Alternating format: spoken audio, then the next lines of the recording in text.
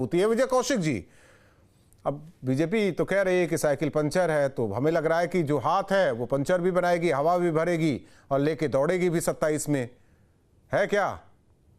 देखिए, आप बिल्कुल सही कह रहे हैं, लेकिन मैं हैरान हूं जिस तरह से समाजवादी पार्टी के प्रवक्ता ने चुनाव आयोग को क्लीन चिट दे दी, वोट चोरी के मुद्दे पर क्लीन चिट दे दी। इनके मुताबिक बिल्कुल सब कुछ नहीं, सही उन्होंने चल नहीं रहा दिया। है। एसआईआर को लेकर सवाल पूछा गया था अखिलेश यादव से, तो उन्होंने कहा कि उनको प्रक्रिया से कोई दिक्कत नहीं है। मैं अखिलेश यादव की बात अभी नहीं कर रहा हूं। जी। अभी जो इनके प्रवक्ता कह रहे थे, बिहार चुनाव का भी वर्णन कर रहे थे और जगह के चुनाव की भी बात कर रहे थे, तो इसका मतलब समाजवादी पार्टी चुनाव आयोग की गतिविधियों से, कार्यप्रणाली से संतुष्ट है। और अखिलेश यादव अगर एसआईआर की प्रक्रिया को उचित मान रहे हैं या केवल त्योहारों की आड़ लेकर ये कह रहे हैं कि भाई समय सही नहीं है या जो भी कुछ है, तो हमारा ये मानना है कि समाजवादी पार्टी बहुत बड़े भुलावे में है, जिसका परिणाम समाजवादी पार्टी को भोगना पड़ेगा। समाजवादी पार्टी का सुपड़ा साफ हो जाएगा अगर वोट चोरी नहीं रुकी तो, पहली बात। दूसरी बात, कांग्रेस का जनाधार उत्तर प्रदेश में बढ़ रहा है, निश्चित तौर पर बढ़ रहा है, और उन परिस्थितियों में समाजवादी पार्टी तीसरे नंबर की पार्टी बन सकती है। इन्हें ध्यान रखना चाहिए। अगर हम मिलकर लड़ते हैं, निश्चित तौर पर अगर सही हिसाब किताब बैठता है तो हम भाजपा को पटकनी दे सकते हैं। और उसमें भी शर्त यह है कि चुनाव आयोग द्वारा चुनाव की प्रक्रिया को निष्पक्ष रूप से संपन्न कराया जाना चाहिए।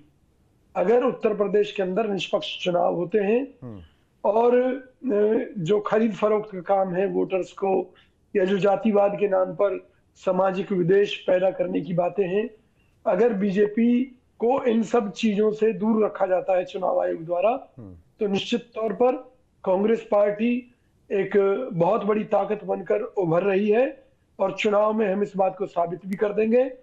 फिलहाल वोट चोरी जैसे मुद्दों का अगर भाजपा का समर्थन कर रही है समाजवादी पार्टी, लेकिन तो एक सवाल आपसे, आप कह रहे हैं कि ये कांग्रेस तो नंबर 2 की पार्टी हो जाएगी, अगर हम साथ चले तो बेहतर हो जाएगा।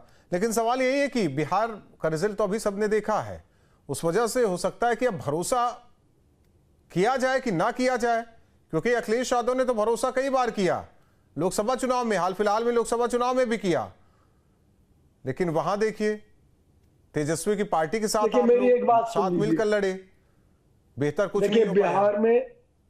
बिहार में राहुल गांधी जी ने पहले ही स्पष्ट कर दिया था कि वोट चोरी होने जा रही है, कार्यकर्ता उसे रोकने की कोशिश करें, लेकिन हम वोट चोरी को रोकने में कामयाब नहीं रहे। जिस तरह से चुनाव आयोग ने वहां पर अपनी मनमानी की, उसका विरोध हम आज भी लगातार कर रहे हैं। हरियाणा के सभी जिलों में क्षेत्र के आधार पर, जिले के आधार पर हमारा प्रदर्शन जारी है। बिहार में भी हम प्रदर्शन कर रहे हैं, बिहार में भी विरोध कर रहे हैं। और चुनाव आयोग की कार्यप्रणाली को लेकर हमारा नहीं, चुनाव आयोग की कार्यप्रणाली को लेकर इसी में चर्चा हो गई, बहुत सारी चीजें क्लियर हो गई। जिस तरीके से मेजर साहब ने बताया कि देखिए उप मुख्यमंत्री जो अपनी सीट नहीं बचा पाए, अगर सवाल है तो हो सकता है कि वो सीट बचा ले जाते।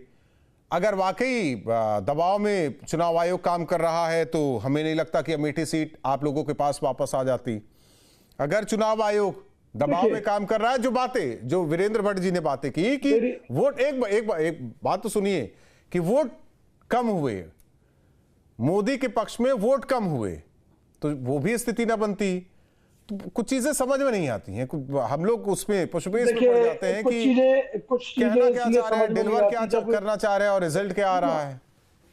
मेरी बात सुनिए, जब गेंद सत्ता पक्ष के पाले में हो और सत्ता पक्ष के पास धन बल के अलावा हर तरह की ताकत हो, जिसमें इजराइल का सहयोग भी सम्मिलित हो टेक्नोलॉजी को लेकर, उन परिस्थितियों में सरकार की चोरी पकड़ेगा कौन? जिस दिन ये लोग सत्ता से हटेंगे उस दिन आप देखिएगा इनका भांडाफोड़ किस तरह से होता है। अच्छी बात है। पहले